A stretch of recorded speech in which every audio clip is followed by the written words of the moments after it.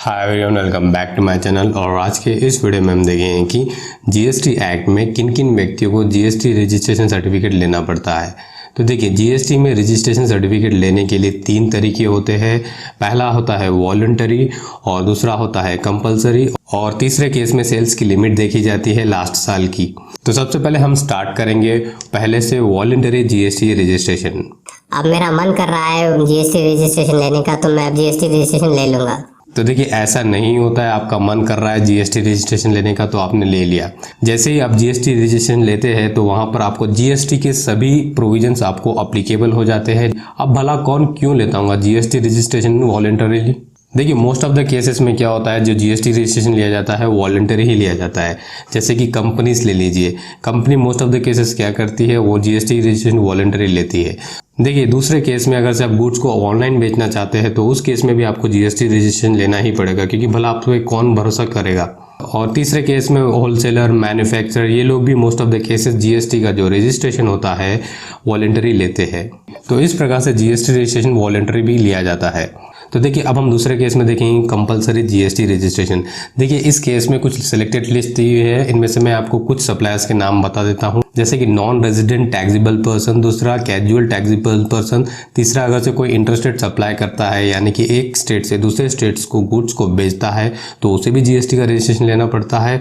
और चौथा ईसीओ, यानी कि e commerce operator. For example Flipkart लीजिए, अमेजॉन लीजिए, ये सभी क्या है, ई कॉमर्स ऑपरेटर है। तो इस प्रकार से कंपलसरी जीएसटी रजिस्ट्रेशन भी लिया जाता है। तो अब हम बात करते हैं लास्ट केस की। देखिए, इस केस में क्या होता है, जीएसटी रजिस्ट्रेशन सर्टिफिकेट लेने के लिए आपकी लास्ट ईयर की सेल्स को देखा जाता है।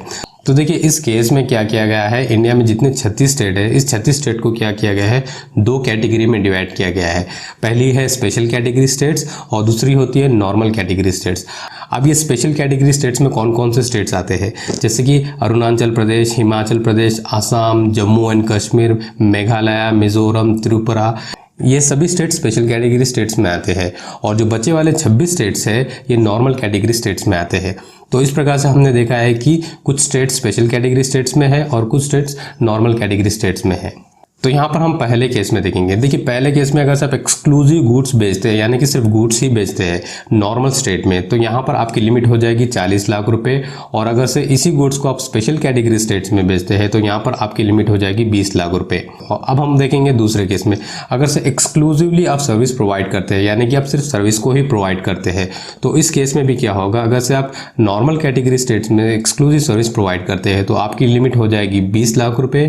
और इसी सर्विस को अगर आप स्पेशल कैटेगरी स्टेट्स में प्रोवाइड करते हैं सर्विस को, तो यहाँ पर आपकी लिमिट हो जाएगी 10 लाख रुपए। अगर से कोई सप्लायर गुड्स और सर्विस दोनों एक ही साथ प्रोवाइड करता है तो उसे कौन सी लिमिट एप्लीकेबल होगी?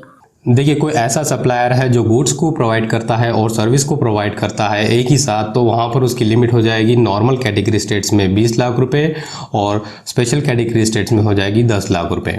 इसे समझने के लिए मैं यहाँ पर एक प्रैक्टिकल एग्जांपल देता हूँ। जैसे कि मान के चलते हैं कि हम यहाँ पर एसी बेचते हैं, तो कि एसी को बेचना यहाँ पर एक गुड्स हो चुका है और इसी के साथ साथ हम पुरानी एसीज को रिपेयर भी करते हैं।